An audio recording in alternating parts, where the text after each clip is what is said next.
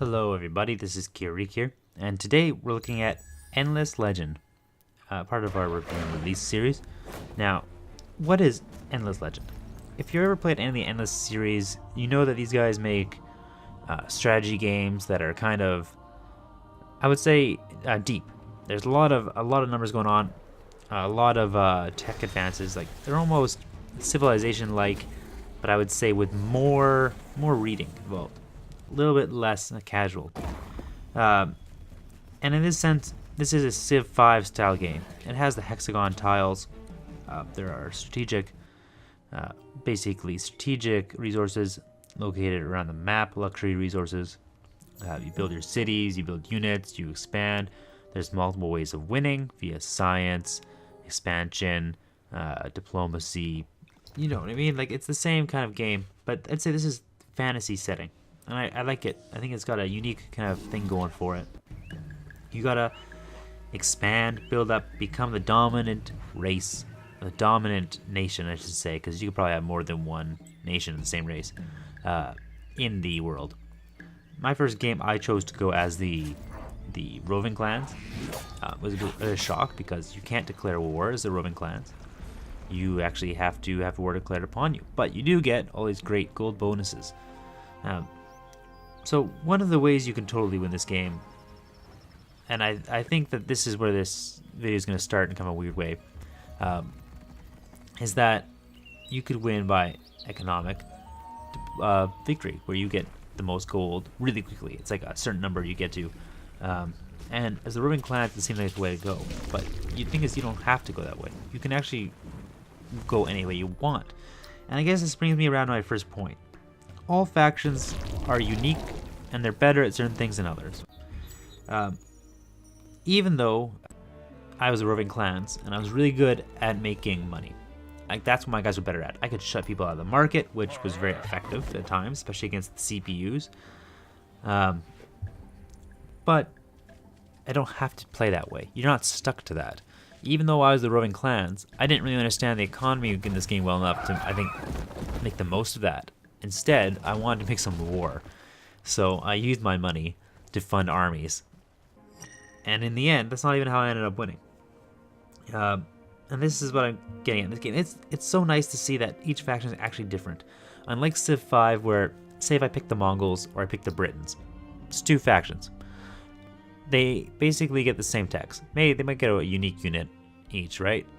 They basically get the same things. In this game, you're getting totally different stuff. Your tech trees are a little bit different. Your units are different, although you can get access to a lot of other people's units if you find the right villages and stuff like that. And your mode of victory, which is recommended for you, is different. And I think that's great. Everybody looks unique. Everybody has a unique feel. They have unique attitudes. And they have unique play styles. For example, the cultists. They don't settle. They can only have the original city. When they take a city, they raise it. I guess they could trade for a city, probably. But instead, what they do is they send out missionaries who convert villages, and those villages in return produce units for them. I think that was really unique. I think it's a great way of going about it. And I've never seen anything quite like that.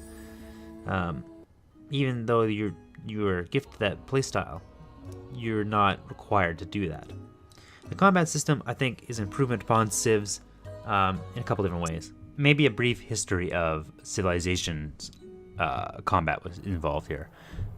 Civilization 4 and prior, you could have doom stacks. You could pack as many units as you want into a single square.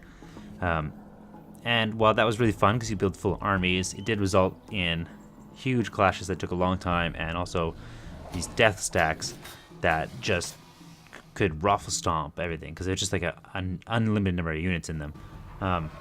Civ 5, they moved to the hexagon tile system, and it never really felt you had good armies again. It just had a whole bunch of individual units spread about an area. I think that Endless Legend solves that problem by having a combination of the two. When you build your units, you can put them into armies, but it's a controlled group. You can only have so many in a single army. I think the starting number was 4, and through tech and hero upgrades, you can carry more. I've seen like I think 8 or 10 in once. which is formidable. That's a good number all of a sudden. So you still have armies on single tiles, but when you engage another army, it does not just throw each other and trade blows. There's actually a tactical battle that takes place. Interestingly enough, it takes place on the same map, but spread over a greater number of tiles. Your units spread out, the enemy's units spread out, and now you have turn-based combat between all your units against all their units. And it was really neat. It was really, really neat, and I think it's better in that way. It actually allows for strategy in battles. It's not just throwing your units at them and saying, I have the best units, I'm going to win. There actually is some tactics to it. Definitely don't let the computer auto-resolve for you, because I've seen some funky results, which are annoying. But that's pretty much true with all these kind of games, isn't it? Now, there's so many options to choose from. The games can be short, they can be long. You get to choose your kind of map. You get to choose, you can make your own faction if you want to. I always like that with the Endless series. They're always big on that. And I think the summer and winter cycle was a neat idea. Summer, you're making money, food is good, industry is good. And then winter hits and bam, you better have been prepared for it because it's fucking desolate. Again, you can choose how long these cycles are, how often winter actually occurs, things like that. So many settings, you can really play exactly what you want to. Now for the cons, in my first game, I was saying, as Roving Clans, I didn't play as the economic people. I played militarily. But in the end, it wasn't working for me, because I encountered the cultists. They grew out of control, and I could not fight them back. I shouldn't put it that way. I could not destroy them. I fought back, I held my own, but it was a constant battle to keep throwing my armies forward, encountering these cultist armies and beating them back. And they just kept coming because they had so many villages. I didn't understand that mechanic. And every time I knocked a village down, they would just come back and repopulate it. It seemed unstoppable. So the victory I ended up winning was actually a mission victory. And this was a con. Even though I abused it at the time, I used it to win, it felt like a cop-out. It's not really engaging their factions or beating their factions to win the game. There's nothing the other factions can do to stop you other than destroy you or destroy your armies to prevent them from getting to the mission objectives.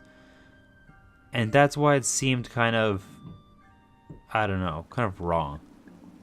The mission basically is something along the lines of, it's like, go here, destroy this army, build these things, collect this much of this resource, you know what I mean, little objectives like that. And then one of the final objectives is like, get to this spaceship, and the spaceship takes off and you win. And I was like, what just happened? It's nice that there's a way out, I guess, but it doesn't feel right. And if it had been playing against a human and a human had won that victory against me, I would feel cheated. The unit AI is unpredictable. I don't mean the AI on the grand scheme of things, but I'm talking about when you're in the little battles. If you let them fight themselves out, they will absolutely make weird choices. I don't understand what they're doing. Also, even when you try to manually control them, if you don't issue a manual control to a unit, it defaults to the unit control for the battle, which is like either aggressive, defensive, or flee, I think, or something like that. I guess I can't remember. And sometimes it has weird results. It's like, if you leave them on aggressive, they'll go and attack everything, whatever. Let them attack. But sometimes they attack bad targets. But if you put them on defensive or flee, and you forget about that, it's like, ah. Sometimes it costs you a unit. It made me kind of upset. The auto-resolve, like I said, is brutal, but I think that's par for the course for 4X games and things like that. Never auto-resolve because it always ends up badly. There's not much to encourage war. In the games I've played, I find usually I'm spread out. Just spread out, there's not conflict. And as a result, there's no conflict, there's no battle. You need to almost initiate the conflict of your own will, which is the cultists. That was kind of the way, around the way I went to do things. But when you are the roving clans, you can't initiate war. It's really fucking hard. So you gotta try to poke the bear almost to get them to declare war on you. It was not easy. I feel like, give me more reason, some incentive to battle. Give some incentive for the AI to declare war. And I think the games would be more interesting. Finally, expansion I think is penalized too heavily. If you have the capability of producing settlers and getting those settlers out there, why are we not allowed to actually settle? It seems like when you settle, everybody else in the other cities gets unhappy, and that bothered me a lot. They should be happy. Why would they be unhappy? Our country's getting bigger. They're getting more resources from other places. Fuck them. That means for the score, gameplay, I'll give it a 2.5 out of 3. I think they've nearly mastered the art of the 4X gameplay. Really good job. Really good job by them. This is their best game to date from this studio. And the space was really good. But this game might be actually a little bit better. For the addiction, I'll give it a 2 out of 2. Highly addictive. Again, it's one of those one more turn games, right? You keep playing, one more turn, all of a sudden it's like 2 weeks from the day you started. Reliability, I never had a problem with it. Runs great. I'll give it a 1 out of 1. Atmosphere, I think it does a good job drawing you in. It has a lot of lore for all these factions. A lot of little texts and it feels right. The map's perfectly fantasy set. It draws you right in. And the music is on point. I was humming the music for days and days after I stopped playing. It was pretty great. So I give it a 1.5 out of 2. For replay value, I think these games always have a replay value. At some point, yeah, they're going to be repetitive, but you can play like different maps, you can play different factions, you can go to different kind of victories. There's so many stuff to do there. And even if you're just doing the same thing over and over, the randomness of the situations adds to the replay value. So I give it a 1.5 out of 2 for replay value. That means the total score is an 8.5 out of 10. Really nice game. It goes pretty cheap. There is some DLC for it, which I don't have. I'm not big on DLC. That's the one problem I do have this studio, is their DLC policies. But in general, great game. I suggest you try it if you like Civilization. Thanks for watching, everybody. This is Kiereek here. Have fun, stay safe. I'll see y'all again soon. And in the meantime, hey, why not check out the gameplay portion for this game? It's not bad, I swear. Thanks for watching.